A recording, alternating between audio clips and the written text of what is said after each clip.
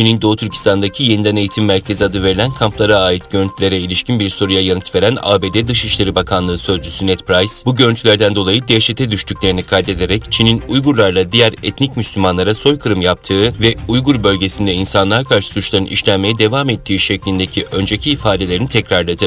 Pekin yönetiminin bu konudaki iddiaları reddetmesi, uluslararası toplumun kaygılarını şeffaf bir şekilde ele almamasından da derin endişe duyduklarını anlatan Price, sözlerini Çin'i toplu gözaltı işkencesine son vermek için toplama kamplarını ortadan kaldırmaya, keyfi olarak gözaltına alınan tüm bu insanları derhal serbest bırakmaya, zorla çalıştırma ve zorla kısırlaştırma faaliyetlerini sonlandırmaya çağırdık ve buna devam ediyoruz diye tamamladı. Çin'e 6 günlük bir ziyaret gerçekleştiren ve bu kapsamda Doğu Türkistan'da da temaslar yürütecek olan Birleşmiş Milletler İnsan Hakları Yüksek Komiseri Michelle Bachelet, Çin Devlet Başkanı Xi Jinping ile bir video görüşmesi yaptı. Çin Devlet Televizyonu'nun bildirdiğine göre Xi görüşmede Çin'in kendi ulusal koşullarına uygun bir insan hakkı gelişme yolu bulduğunu belirterek ülkesinin insan hakları konusunda ilerleme gösterdiğini savundu.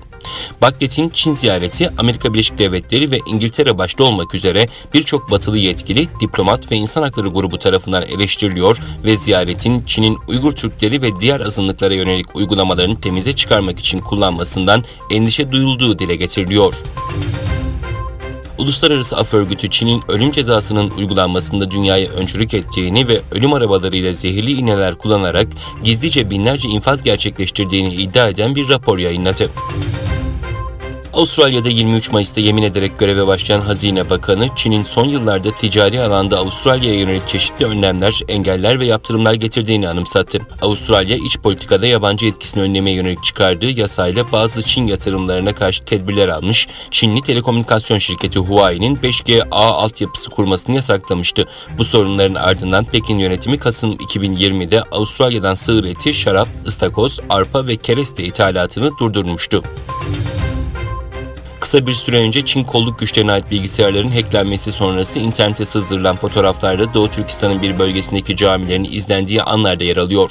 Çin'in Doğu Türkistan'da camilere belirli bir yaşın üzerindeki Müslümanların girmesine izin vermediği biliniyor. Görüntülerdeki Müslümanların da yaşça ileri kişiler olduğu görülebiliyor. Çin, ABD Başkanı Joe Biden'ın Japonya ziyaretinde Tayvan'ın savunmasına destek veren sözlerinin ardından ada çevresinde askeri tatbikat düzenledi. Uluslararası Af Örgütü ve diğer hak grupları FIFA'ya 2022 Dünya Kupası hazırlıkları sırasında Katar'daki göçmen işçilere uygulanan hak ihlalleri nedeniyle 440 milyon dolar tazminat talep ediyor. FIFA Başkanı Infantino'ya gönderilen mektupta dünya futbolunun yönetim organının gelecekte göçmen işçilerin haklarını korumak için ev sahibi ülkeyle birlikte çalışması gerektiği belirtildi.